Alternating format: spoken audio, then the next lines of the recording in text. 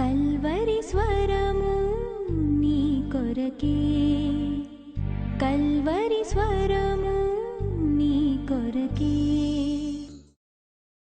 నా వేదనలో ఆవేదనలో నీ వాక్యమే నన్ను బ్రతికించినది. నా రోదనలో నా యాతనలో నీ మాటలే నన్ను ఓదార్చినవి. యేసయ్యా యేసయ్యా యేసయ్యా యేసయ్యా నీ ఉపదేశమునే మరువలేనయ్యా,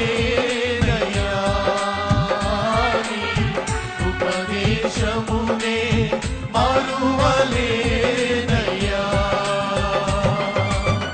నా వేదనలో ఆవేదనలో నీ వాక్యమే నన్ను బ్రతికించినది. నా రోదనలో నా యాతనలో నీ మాటలే నన్ను ఓదార్చినవి. యేసయ్యా యేసయ్యా యేసయ్యా యేసయ్యా నీ ఉపదేశమునే మరువలేనయ్యా, నీ ఉపదేశమునే మరువలేనయ్యా. నా వేదనలో ఆవేదనలో నీ వాక్యమే నన్ను బ్రతికించినది. నా రోదనలో నా యాతనలో నీ మాటలే నన్ను ఓదార్చినవి.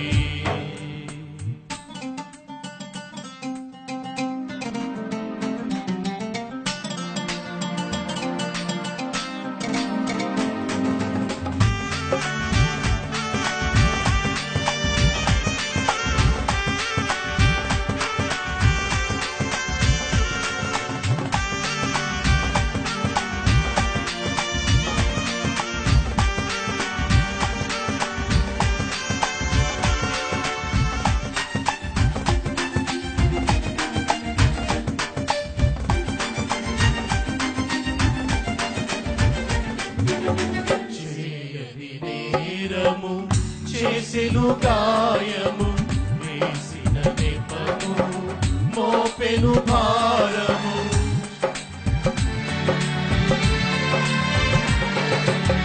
చేయని నేరము చేసెను గాయము, వేసిన నెపము మోపెను భారము.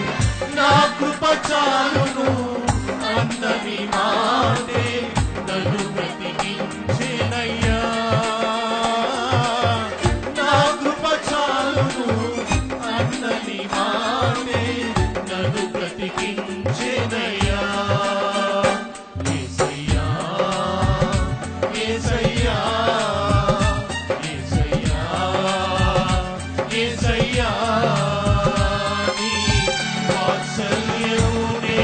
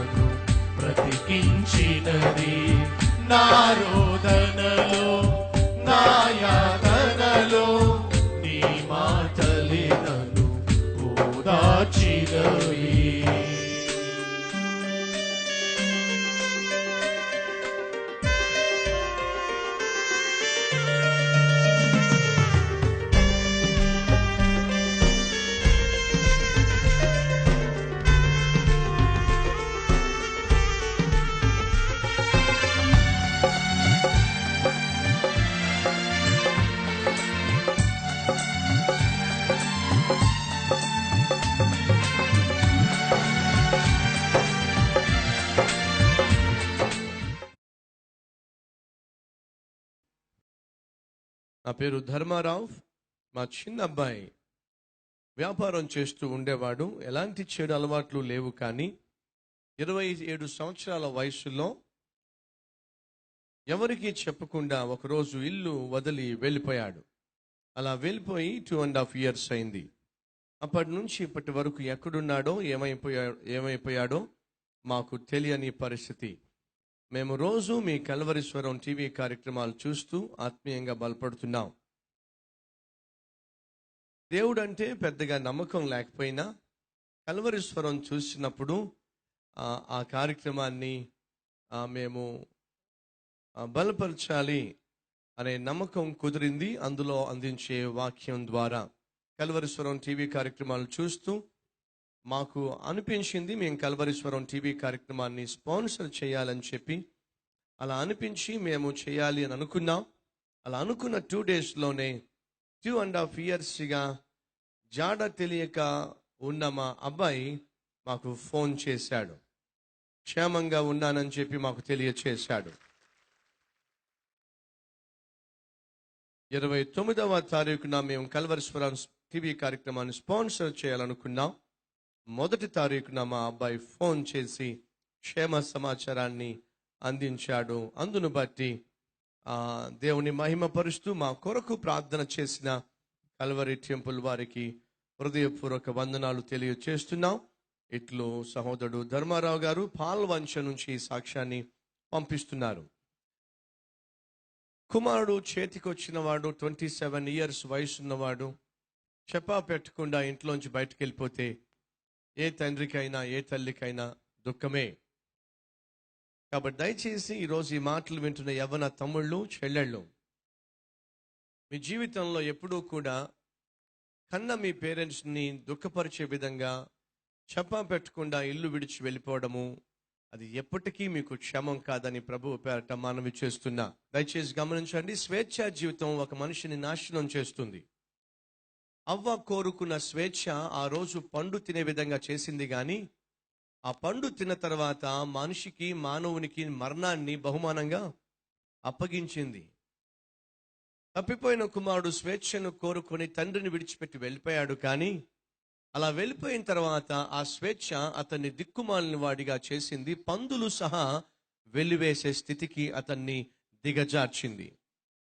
మనిషి ఎందుకో మొదటి నుంచి స్వేచ్ఛను కోరుకుంటున్నాడు. నా ఇష్టం జరగాలి, నేను అనుకున్నట్టుగా జరగాలి అనే తలంపు సైతాను తలంపు. అది సైతాను దగ్గర నుంచి వచ్చేది. ఏ వ్యక్తి అయినా సరే కట్టుబాటు లేకుండా జీవించే విధానం, ఇష్టానుసారంగా జీవించాలి అనే తలంపు దేవునికి విరుద్ధమైన తలంపు.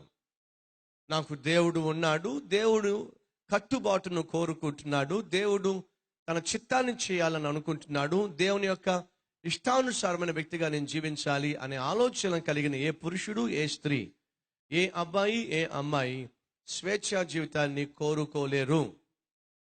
నా ఇష్టం జరగాలి, నా ఇష్ట ప్రకారం జీవించాలి, నేను అనుకున్నది సాధించాలి అనే ఆలోచన సైతాను సంబంధమైనది. మన కల్వరీ టెంపుల్లో ఏ అబ్బాయి, ఏ అమ్మాయి అటువంటి స్వేచ్ఛను కోరుకొని నీ ఇష్టానుసారంగా నువ్వు జీవించే ప్రయత్నం చేస్తే తప్పక నీ జీవితంలో నాశనము, నష్టము తప్పదు.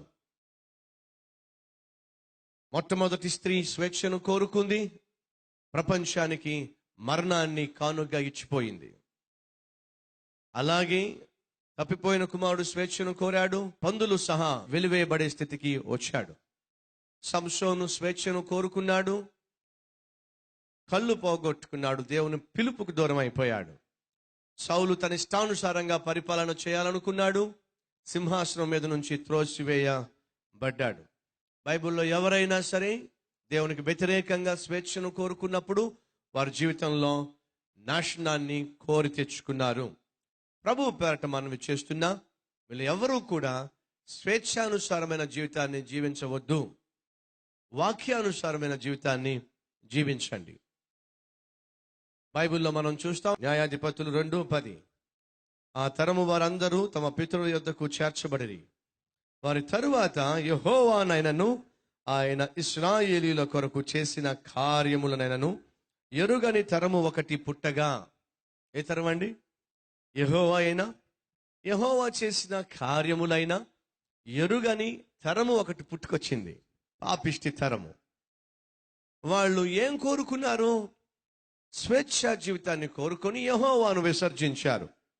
12వ వచనము లేదా 11వ వచనం కూడా, ఇశ్రాయేలీయులు యెహోవా కన్నుల ఎదుట కీడు చేసి, అనగా తమ ఇష్టానుసారంగా క్రియలు చేసి, ఐగుప్తు దేశంలో నుండి వారిని రప్పించిన తమ పితరుల దేవుడని యెహోవాను విసర్జించి, బయలు దేవతలను పూజించి, తమ చుట్టూ నుండి జనుల దేవతలలో ఇతర దేవతలను అనుసరించి వాటికి నమస్కరించి యెహోవాకు కోపము పుట్టించిరి. వారు యెహోవాను విసర్జించి బయలును అష్టోరోతును పూజించిరి. 15వ వచనం, యెహోవా వారితో చెప్పినట్లు, యెహోవా వారితో ప్రమాణము చేసినట్లు, వారు పోయిన ప్రతి స్థలమున వారికి బాధ కలుగ చేయుటకు యెహోవా వారికి శత్రువు ఆయను గనుక వారికి మిక్కిలి ఇబ్బంది కలిగెను. ఎందుకు వచ్చింది పాపం ఈ ఇబ్బంది? దేవుణ్ణి విసర్జించిన వారి జీవితాల్లో ఇబ్బందులు వస్తాయి, కష్టాలు వస్తాయి, మహావేదనలు వస్తాయి. నెంబర్ 2, అంతటితో ఆగిపోలా. 3వ అధ్యాయం 7వ వచనము, వారి దేవతలను పూజించుచు వచ్చిరి. అట్లు ఇశ్రాయేలీయులు యెహోవా సన్నిధిని దోషులై తమ దేవుడైన యెహోవాను మరచి బయలు దేవతలను దేవత స్తంభములను పూజించిరి. అందువలన యెహోవా కోపం ఇశ్రాయేలు మీద మండగా ఇశ్రాయేలీయులు 8 సంవత్సరములు కూషాను శాతాయిమునకు దాసులై ఉండిరి. ఎన్ని సంవత్సరాలు? 8 సంవత్సరాలు దాసులైపోయారు శత్రువులకు. 12వ వచనము, ఇశ్రాయేలీయులు మరలా యెహోవా దృష్టికి దోషులైరు గనుక వారు యెహోవా దృష్టికి దోషులైనందున యెహోవా ఇశ్రాయేలీయులతో యుద్ధము చేయుటకు మోయాబు రాజైన ఎగ్లోనును బలపరచెను. 14వ వచనము, ఇశ్రాయేలీయులు 18 సంవత్సరములు మోయాబు రాజునకు ఏమయ్యారు? దాసులయ్యారు. ఎన్ని సంవత్సరాలు? ఏమండి? 18 సంవత్సరాలు. అంతకుముందు ఎన్ని సంవత్సరాలు బానిసలయ్యారు? 8 సంవత్సరాలు. ఇప్పుడు ఎన్ని సంవత్సరాలు? సీనియారిటీ పెరిగింది. దేంట్లో? బానిసలుగా జీవించటంలో. ఒక వ్యక్తి దేవునికి దూరం అయితే, దేవుని యొక్క చిత్తాన్ని విసర్జిస్తే, ఆ వ్యక్తి తప్పక హీన స్థితికి చేరతాడు అని చెప్పడానికి చక్కని నిదర్శనం. 18 సంవత్సరాలు శత్రువుకు దాసోహం అయిపోయారు.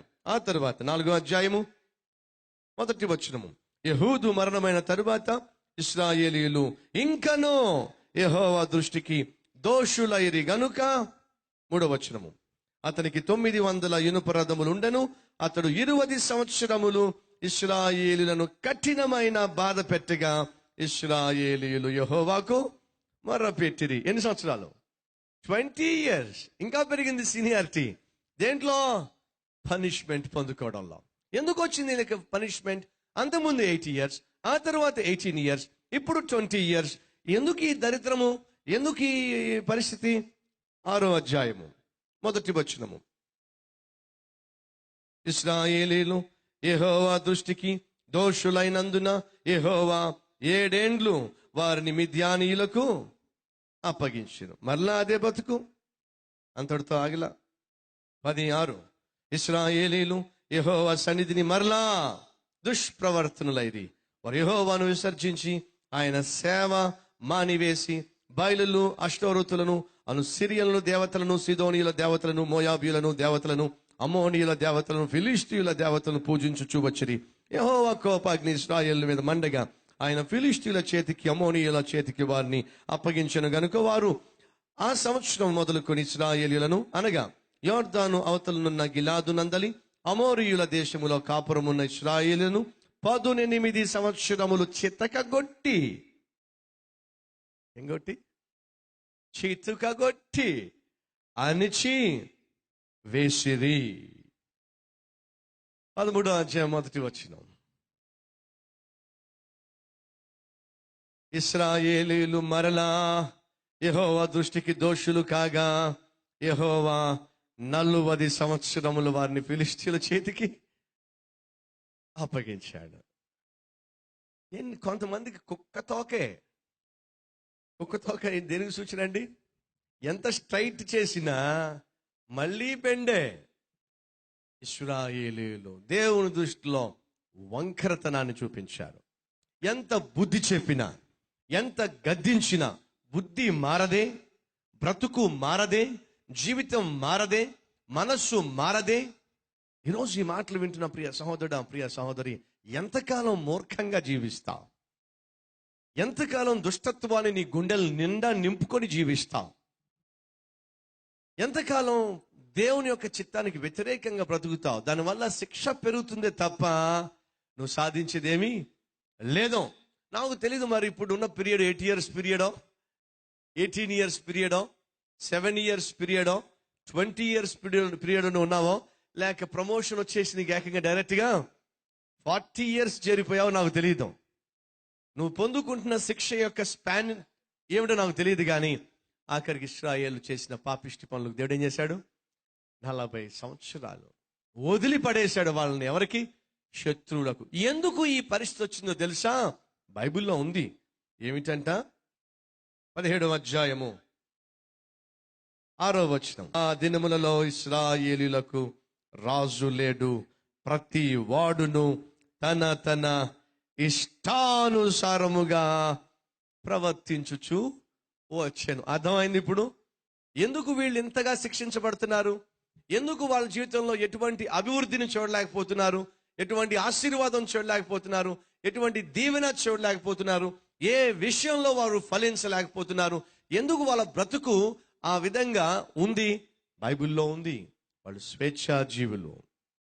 ఇష్టానుసారంగా జీవించడానికి తమను తాము సైతానుకు అమ్ముకున్న వాళ్ళు ఉన్నారా? ఈరోజు నా ఇష్టానుసారంగా నేను జీవిస్తా, నా ఇష్టానుసారంగా నేను మాట్లాడతా, నాకు దేవుడు అంటే భయం లేదు, మనుషులంటే అస్సలు భయము లేదు. ఎందుకని?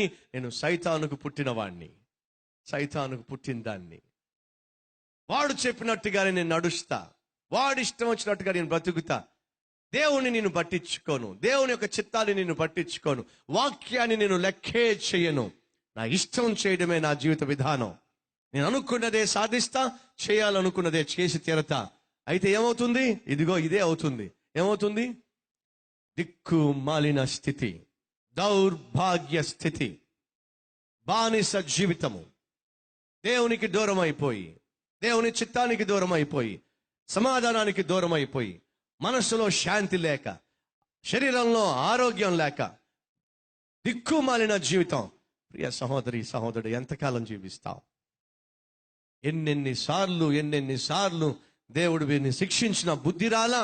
మరలా మరలా మరలా మరలా ప్రతిరోజు అదే బుద్ధి, ప్రతి వారము అదే బుద్ధి, ప్రతి నెల అదే బుద్ధి, ప్రతి సంవత్సరము అదే బుద్ధి. 7 సంవత్సరాలు శిక్షించిన బుద్ధి రాదు, 12 సంవత్సరాలు శిక్షించిన బుద్ధి రాదు, 18 సంవత్సరాలు శిక్షించిన బుద్ధి రాలా, 20 సంవత్సరాలు శిక్షించిన బుద్ధి రాలా, 40 సంవత్సరాలు శిక్షించిన బుద్ధి రాలా. ఎందుకని? వారి బుద్ధే ఇష్టానుసారమైన బుద్ధి.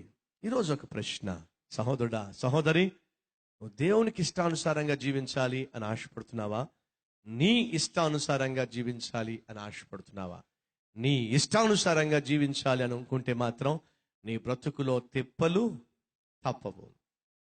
దౌర్భాగ్యమైన స్థితికి నువ్వు చేరక తప్పదు. సహాయం చేసేవాడు కూడా తన చేతిని ముడుచుకోక తప్పదు.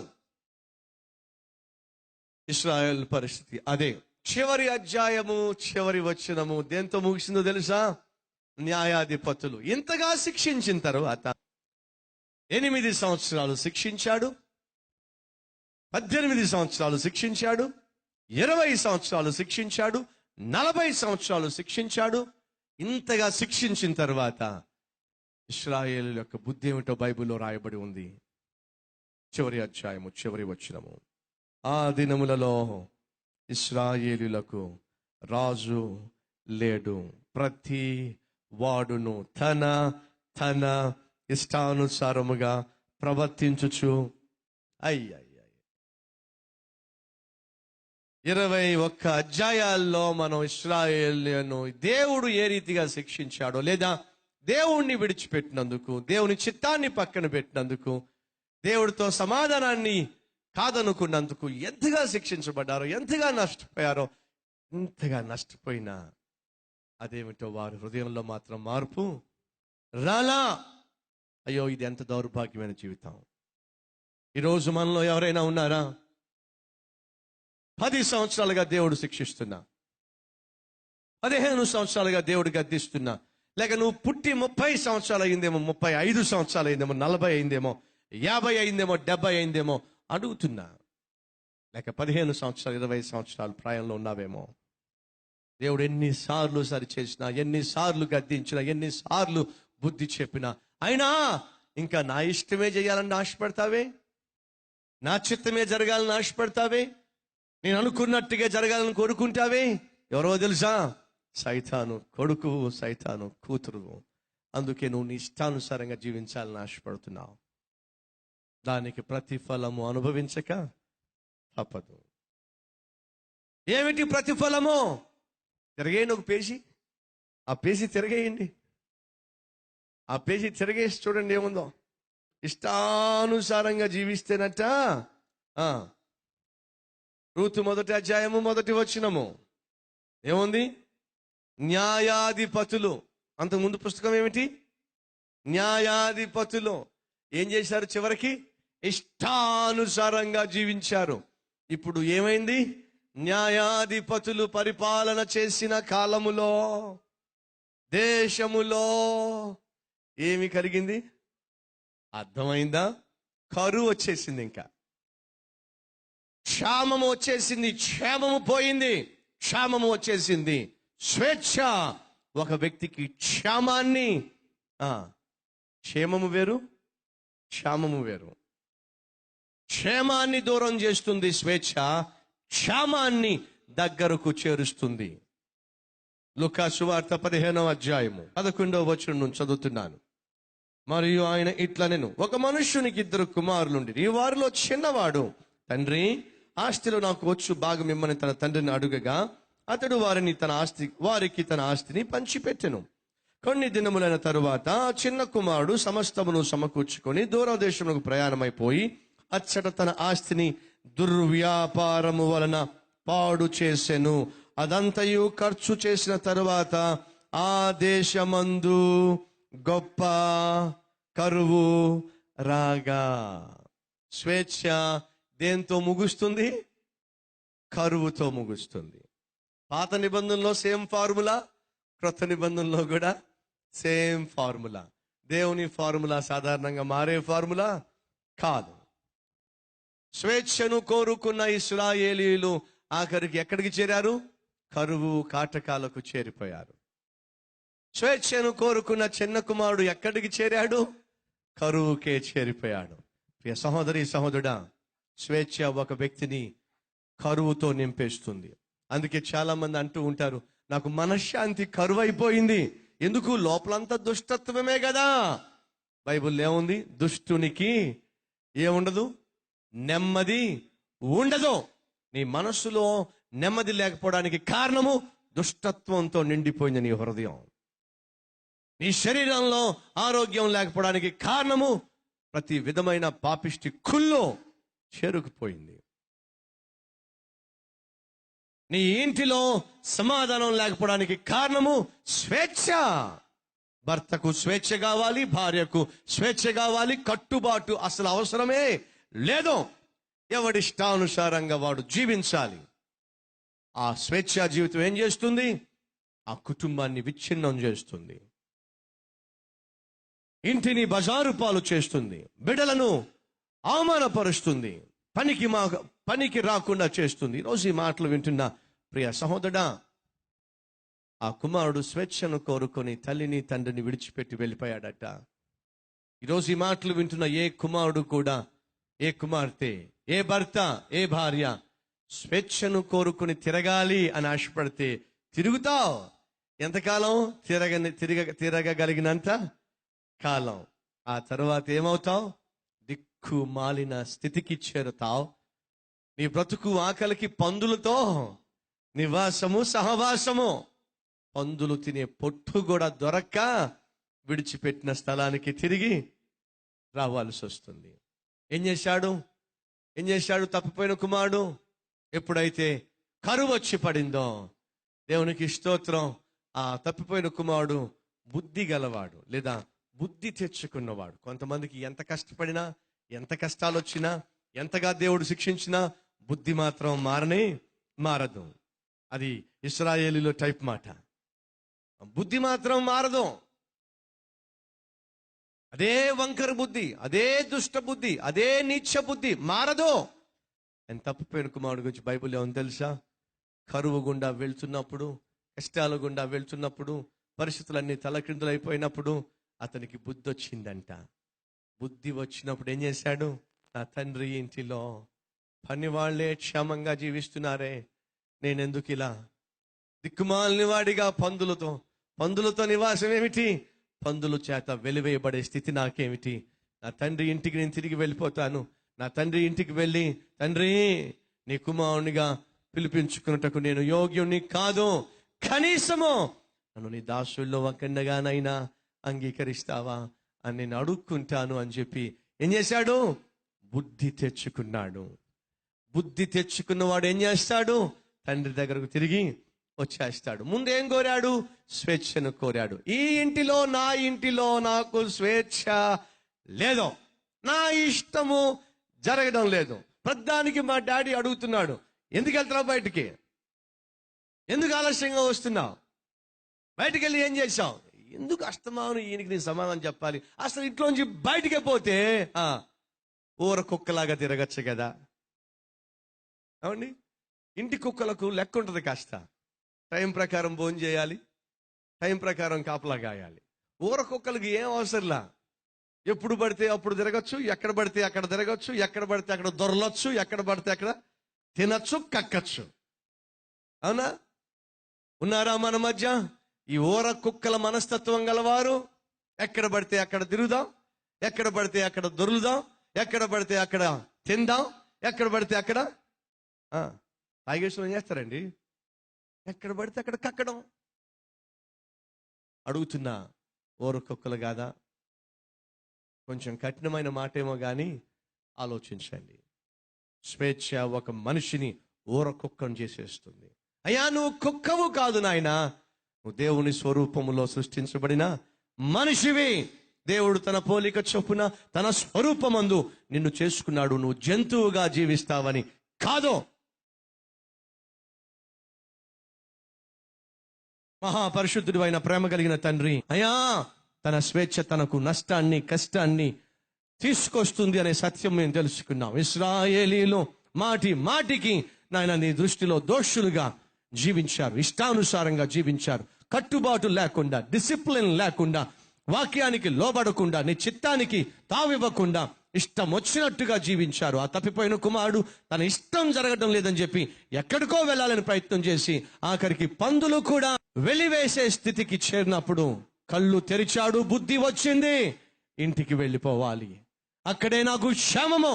అయ్యా, ఈరోజు ఎందరైతే నీ ఇంటికి రావాలి, అదే నాకు క్షేమమైన చోటు అని బుద్ధి తెచ్చుకొని నాయన తాము కలిగి ఉన్న ఇష్టానుసారమైన, స్వేచ్ఛానుసారమైన జీవితాన్ని విడిచిపెట్టి నీ చిత్తానుసారమైన జీవితాన్ని జీవించడానికి ఎందరైతే ప్రభువా తాము నీకు అప్పగించుకుంటున్నారో వారందరినీ అంగీకరించి ఆశీర్వదించి కుమారులుగా, కుమార్తెలుగా స్వీకరించమని యేసు నామములో వేడుకొనుచున్నాము తండ్రి.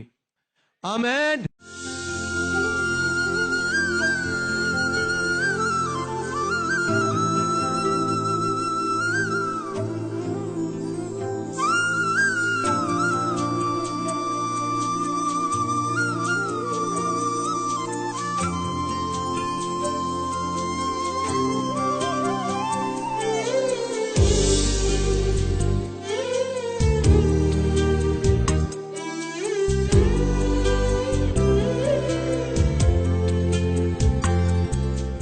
Address Calvary, post box number 30, Kukatpally, Hyderabad 72.